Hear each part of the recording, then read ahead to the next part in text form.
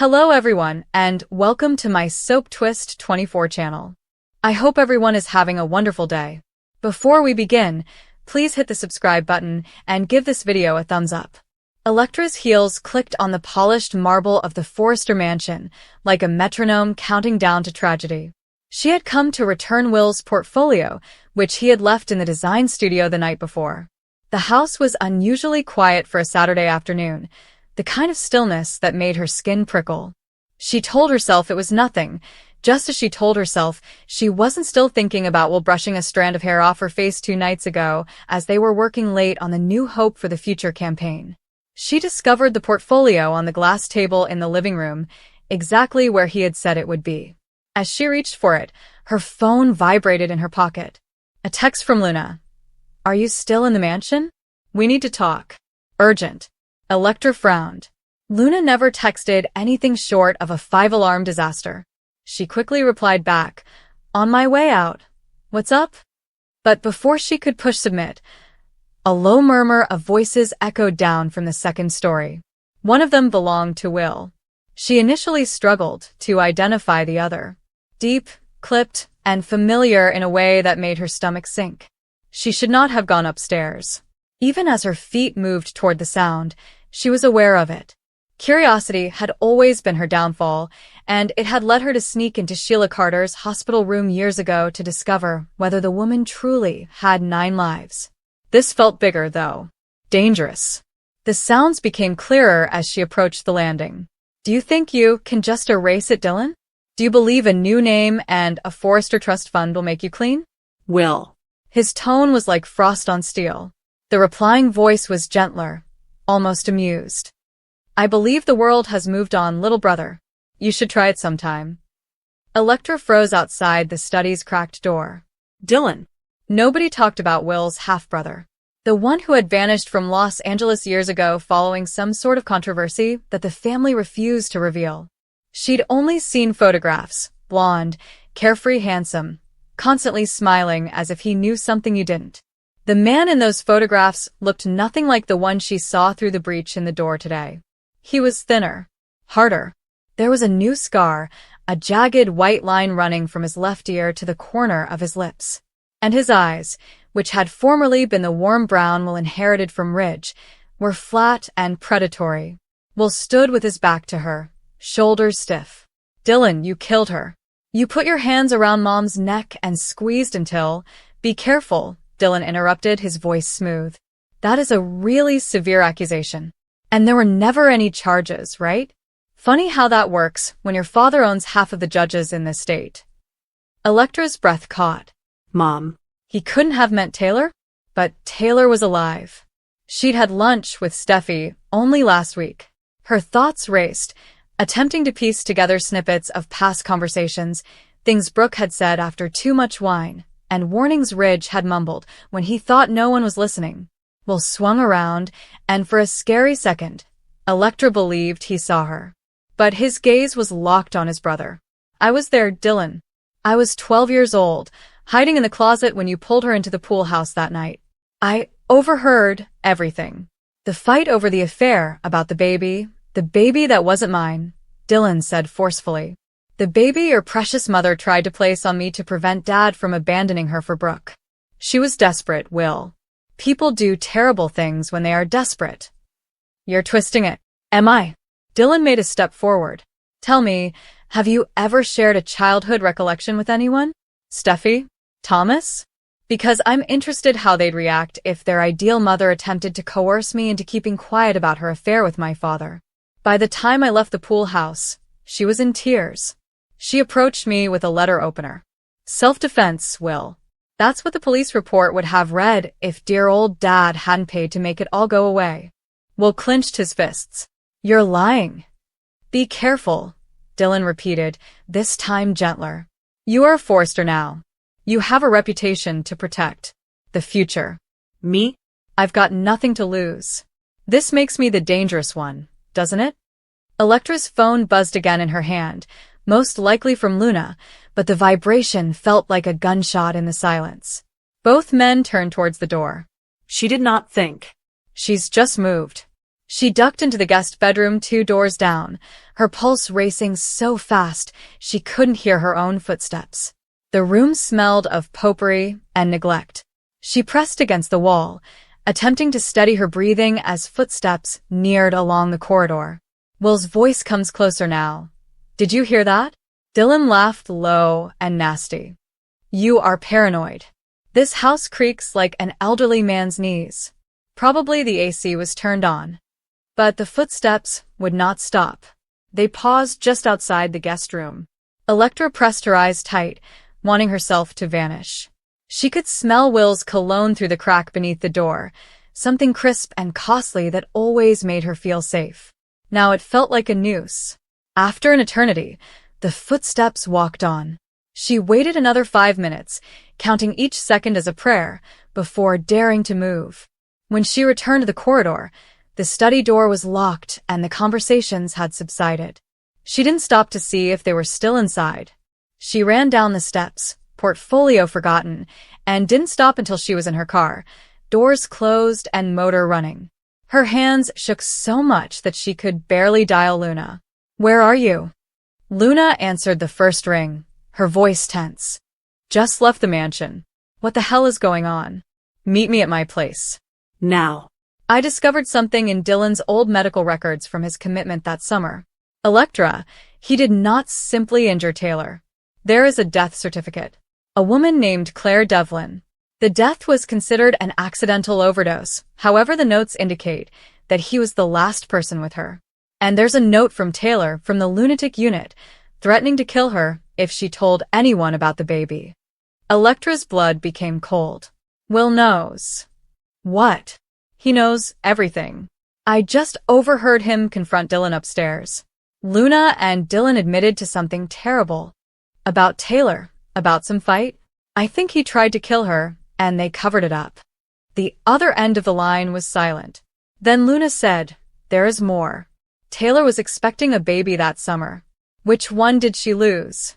The blood type in the file matches Will's. Electra, I do not believe Will is Ridge's son. I believe he is Dylan's. The world shifted.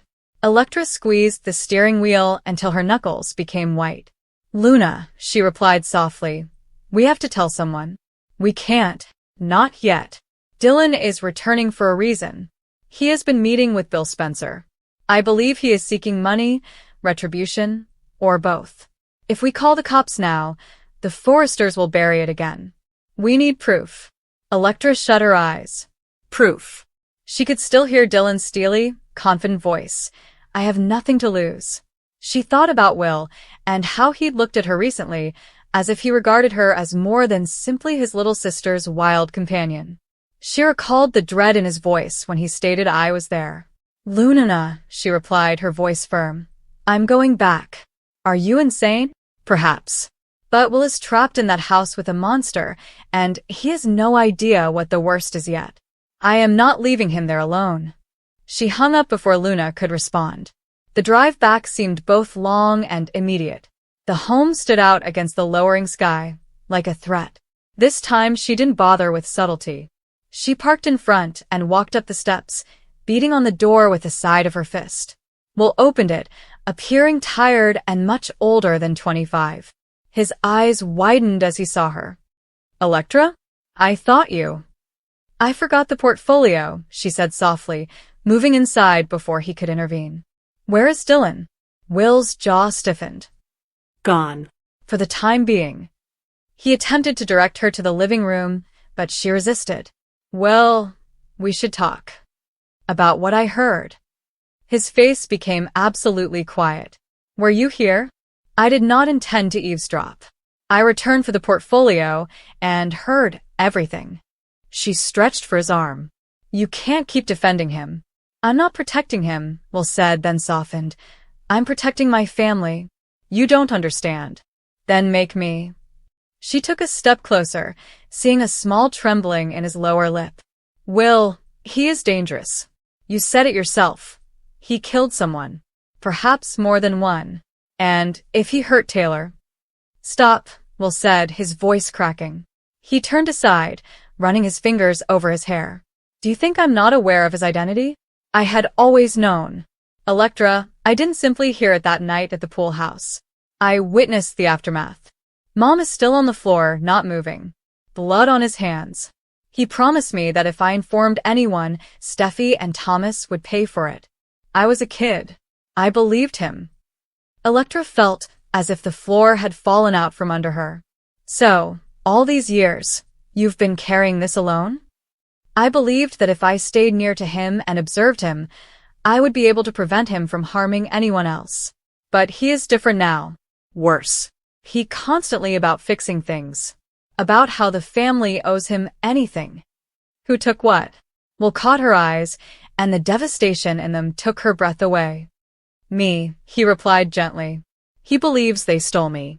That I should have been his son, and not Ridge's. That Mom deceived everyone. He's obsessed. Electra's phone rang again. This time it was Luna's photo, a scan document that was aged and yellowed. A paternity test from 21 years ago. Subject: baby boy Forrester. Dylan Marone has a probability of paternity of 99.9998%. Her hands became numb. The phone slipped, clattering against the marble floor. Will bend to pick it up. When he viewed the TV, all the color left his face. Where did you get this? Luna discovered it among Dylan's old albums. I'm so sorry, Will. He looked at the document as if it were written in another language. Then, very carefully, he placed the phone down. It doesn't matter, he responded, his voice shaking. None of this matters. He is not my father. Ridge raised me. Ridge loves me. But Dylan thinks he is. And he's crazy, Will. If he thinks you're the only thing he has left. A bang from upstairs startled them both. Will turned his head toward the stairs. He said he was leaving. There was another, bigger crash. Then a voice, Dylan's, sing-song and incorrect. Will. Little brother? Where do you hide? Electra clasped Will's hand. We need to get out of here, Will said, but he was already heading for the stairs. Stay here. Like hell. They ascended together. The study door was open, papers spilled like confetti. Dylan stood in the center of the room, clutching a letter opener, the same one that Electra remembered from that night all those years before. His scar stuck out visibly on his flesh. There you are, he murmured, with that dreadful smile. And you've brought a friend. How sweet, Will said, stepping in front of Electra. Put it down, Dylan. It's just a keepsake. He spun the letter opener in his fingers. Mom gave it to me, you understand, before she attempted to kill me with it. Isn't it poetic? You need help. I wanted a family, Dylan hissed abruptly, all pretense gone. I needed my son. They snatched you from me, Will. Taylor was drugged until she miscarried. Doctors were paid to perform bogus tests, and she was convinced she was insane. But I've lost everything. And you've got to grow up with my face and his name. I'm not your son, Will screamed, his voice quivering with rage. I never was. Dylan's eyes welled up with surreal tears. You look exactly like me when I was your age. Don't you see it? We are the same. He lunged. Will pushed Electra out of the way as the letter opener flashed. She hit the ground hard, stars exploding behind her eyes. When her eyes cleared, Will had Dylan held against the desk, blood on his sleeve from where the blade had caught him. Drop it, Will roared. Dylan laughed with bloodied teeth. You cannot murder me, Will. I'm in your blood. Sirens sounded in the distance. Someone must have triggered the silent alert. Dylan's eyes widened. No, he muttered. Not again. They can't lock me up again. He twisted abruptly, putting the letter opener up to his throat. Will grabbed his wrist just in time. They fought, two mirror images caught in a ballet of wrath and despair, until police broke through the door, rifles drawn. It was over in seconds. Dylan was handcuffed and hauled away, shouting about plots and stolen children. Will went to his knees in the debris of the study, blood trickling steadily from his arm, staring blankly. Electra knelt beside him and placed her scarf to the wound. Hey, she whispered. Look at me. He finally did. His eyes were red-rimmed and old. I didn't want to be true, he stated with a wounded voice. Any of it. I know. She assisted him downstairs as paramedics swamped the house. Ridge arrived just as they were placing Will into the ambulance, face pale. "Will," he began. Will gave him a long look before turning away. "We'll talk later." Ridge nodded, his shoulders sagging. In the ambulance, Will grasped for Electra's hand with his good hand. She accepted it without hesitation. "Thank you," he replied gently, "for not leaving." She gripped his fingers. "Never." Outside, the darkness was drawing in, but for the first time in hours, Electra could breathe. Dylan was no longer present, at least for now. The truth was out, ugly and sharp. The Forresters would never be the same. But Will was alive, and he was clutching her hand as if it were the last real thing left in the world.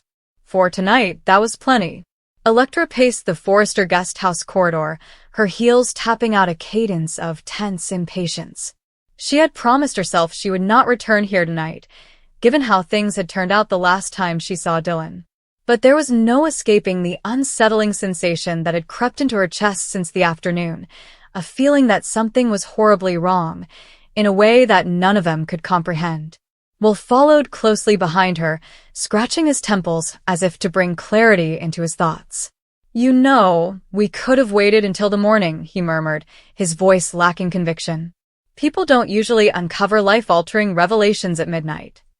"People like us do," she replied, "especially when Dylan's involved." Her voice carried a history that had influenced and worried her for years. Dylan had always walked a fine line between bright and volatile, able to beguile entire rooms while leaving emotional tracks in his wake. She had once loved him, or at least thought she had, in the reckless way that youthful hope frequently confuses passion with stability. But when he returned to Los Angeles after months away with hazy explanations, her instincts had gone into overdrive. Will stood in front of her, preventing her from reaching for the handle. "Before we enter, you need tell me something. Are you certain this isn't merely about past wounds?" "If it had been about past hurts," she said, lowering her voice, "I would have gone the other way. What I saw today was neither a recollection nor paranoia. Dylan was covering something. Something significant. Do you believe whatever he's hiding is in there?" Will inquired, nodding at the closed door. "I know it is." Her fingers trembled, but she hid it well. "Will be detected anyway. He always did." That was the frustrating thing about him. He could make her feel visible without making her feel vulnerable. She appreciated it more than she confessed to herself. Will sighed. "All right, let's see what's going on with him." Electra turned the knob. Inside, the guest house lights flickered dimly, as if Dylan had been too eager to turn them off. Clothes were strewn across the sofa, and documents were haphazardly on the coffee table. A glass of whiskey was half-finished by the sink. To an uneducated eye, it could have appeared to be the mess of a man who was too tired or negligent to clean up after himself. But Electra knew Dylan better than that. He never left items lying about unless he planned to. She went directly to the desk against the far wall. Will flipped through the papers on the coffee table. "Are these business files, financial predictions, or trip receipts?" Electra examined documents on the desk, her eyes narrowing as she recognized parts of a logo, OMG. A firm name she had come across months before in connection with one of Dylan's more obscure business undertakings. At the time, he dismissed her with a smile and a vague, "just a side project." She wanted to believe him. But now, "Here," she said, grabbing a folder from a stack hidden beneath magazines. "These are all labeled OMG." Will joined her. "What exactly is OMG?" "That is what I'm trying to figure out." She opened the folder. Inside, there were photographs, receipts, contracts, but most alarmingly medical records. Will breathed hard.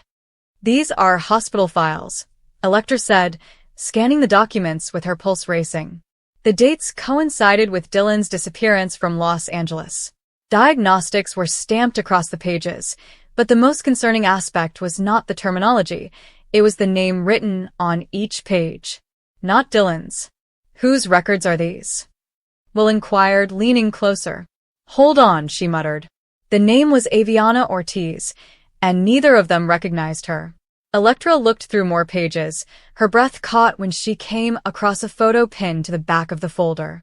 It showed Dylan in a hospital hallway, his face strained, protective, and almost desperate as he hovered over a bed where Aviana lay asleep. Will held the photo steady in her shaky hands. This does not make sense. Who is she to him? I'm not sure, Electra whispered. I've never seen her before. But the query was more than just curiosity. Dylan had always guarded aspects of himself, but he had never given Electra cause to believe he could hide something like this. A covert link to another woman, one who was hospitalized for unknown reasons, was not just out of character. It was scary. Electra continued reading. Another set of data revealed therapy plans, drug lists, and, most damningly, bank accounts proving Dylan was the one paying for everything. Thousands of dollars in clandestine transactions had gone into Aviana's medical treatment. Will exhale slowly. He has been supportive of her. For months. Electra swallowed forcefully. But why? Why keep it a secret from everyone? She sensed Will pondering on whether to ask her the following question. He eventually did. Do you believe they were involved? Electra allowed the notion to sweep over her. Did Dylan adore this woman? Had he left not for business, but for her? The notion stung her sharply, reawakening old jealousy she thought she'd buried. But she felt more than just pain as she looked at the woman in the photograph. She looks so young, she said. Will frowned. Look at this. He gestured to a portion of the medical record. She didn't immediately understand the diagnosis. It's serious. Terminal, if I'm reading it correctly. Electra's knees almost crumbled. Will directed her to sit.